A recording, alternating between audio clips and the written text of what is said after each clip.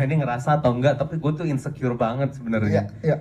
Di awal tuh gue bener-bener, bahkan 2 minggu sebelum syuting, gue sempat bilang sama Prilly, apa ini dikasih ke Pak Monty aja yang megang ya? Gue takut nih, serius. Gue segitu takutnya gitu.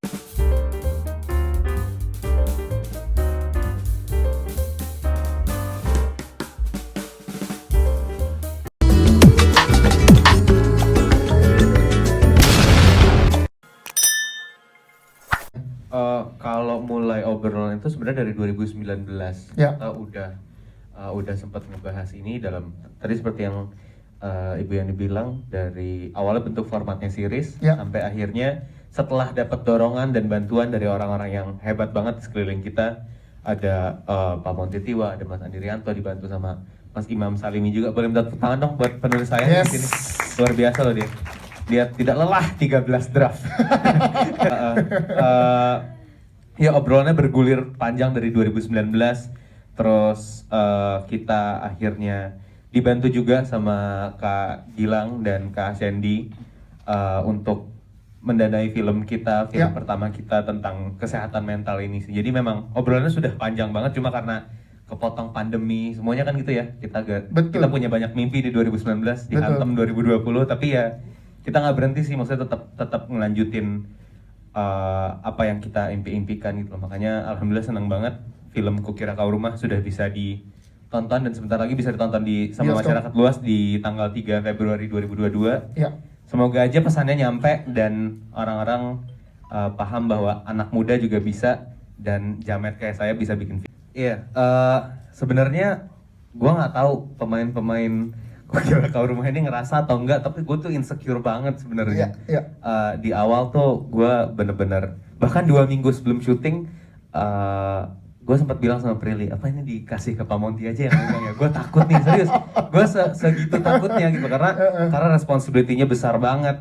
Isu yang dibawa sama film ini Betul. tentang kesehatan mental itu gede banget. Jadi sempat ada beban yang cukup berat gitu. Jadi kalau misalkan ditanya rasanya kayak apa, sebenarnya bukan lebih kepada, gue bikin film panjang pertama nih dan lain-lain, nggak ada ke arah sana, tapi Ya. lebih kepada gimana caranya gue ngalahin diri gue sendiri, ngalahin beban pikiran yang ada di kepala gue sendiri. Itu sih yang cukup berat untuk dihadapi di awal-awal pembuatan film Kukira Kau Rumah gitu sih.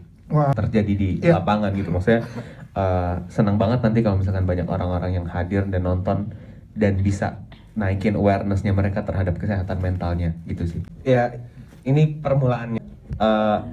Aku biarkan scene ending itu menjadi interpretasi banyak orang aja sih. Setuju. Jadi karena ketimbang aku men-statement itu scene itu boleh dicek kalau butuh validasinya, bahwa scene itu nggak ada di skrip. Scene itu aku buat sendiri di WhatsApp.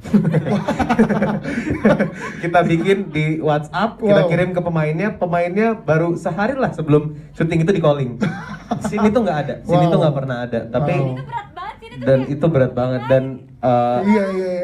endingnya aku biarkan penonton berinterpretasi terhadap, karena seperti yang tadi dibilang, gimana film ini kan dua arah. Yes. Aku dan penonton dan aku, penonton dan kita sebagai yang punya karya. Betul. Jadi sebagaimana hal itu yang aku percayai, jadi ya biarkan penonton juga punya bagiannya dalam film ini untuk menginterpretasikan pandangannya terhadap Kukira Kau Rumah dan endingnya. Bahwa Prilly memang bekerja keras juga untuk film ini, dan tidak hanya sekedar jadi tempelan, karena kalau aku cuma pengen minta dia jadi tempelan, tinggal kita bayar untuk posting di Instagram dan YouTube aja kan. Tapi memang dia mengeluarkan waktu dan effortnya untuk riset, untuk ikut di editing dan lain-lain. Gitu sih jawaban dari aku.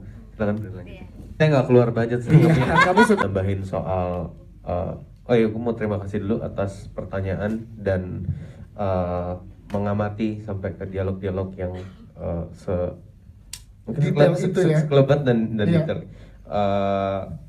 Mungkin akan menjawab pertanyaan mengenai kenapa nggak ada orang yang kelihatan mensupport 100% gitu. Mungkin lebih kepada aku mau menunjukkan bahwa lingkungannya terkesan ideal padahal tidak.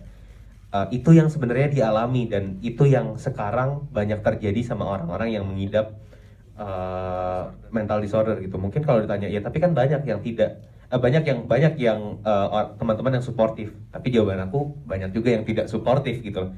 Dan aku harus jadi orang yang memperlihatkan lingkungan yang tidak suportif itu, karena tujuan kita adalah raise awareness tentang mental health gitu loh. Jadi harus ditunjukin juga hal-hal yang mungkin tidak ideal untuk orang-orang sih, agar orang-orang pun juga jadi sadar dan jadi paham bahwa oh, ini yang harus gue lakukan, ini yang harus gue perbuat terhadap teman gue, adik gue, pacar gue, anak gue, atau apapun itu yang mengidap kelainan mental gitu sih. Itu dari jawaban dari gue. Mungkin bisa Terima dijawab juga kasih. yang bapaknya, Mai. Iya. Bapaknya bipolar. Bapaknya gimana tuh? Lagi-lagi Iya. biarkan penonton berinterpretasi. Nah, Cik kalau dijelasin. betul. Jadi biar biarkan- jadi diskusi iya, penonton. biarkan jadi makanannya orang-orang aja. Berarti Sebenarnya waktu pemilihan pram di awal tuh banyak banget lah nama gitu. Tapi jawaban gue, Bu Yani sama Prilly itu sama gitu. Kayak kenapa sih ini sih yang ada di kepala gue banget ya. Kenapa sih kita selalu ngasih tanggung jawab yang besar sama orang-orang yang udah besar gitu loh. Ya, Sedangkan ya. orang-orang yang baru mau mulai, siapa yang mau ngasih tanggung jawab gede? ya. Ini kan yang sebenarnya kita kasih sama Jordi gitu kan. Kita percaya kok dia bisa. Memang mungkin followersnya tidak sebanyak itu, tapi apa? Ini buat layar yang menurut gue presisius banget ya. Betul. Yang lebih penting ketimbang itu semua kan adalah bagaimana si Pram, si karakter utama ini bisa memainkan rasanya dengan jujur gitu loh. Dan ya setelah semua ensemble dipilih, gue sih bersyukur banget mereka semua yang ada di film pertama dan karya pertama gue gitu sih. Yes, dan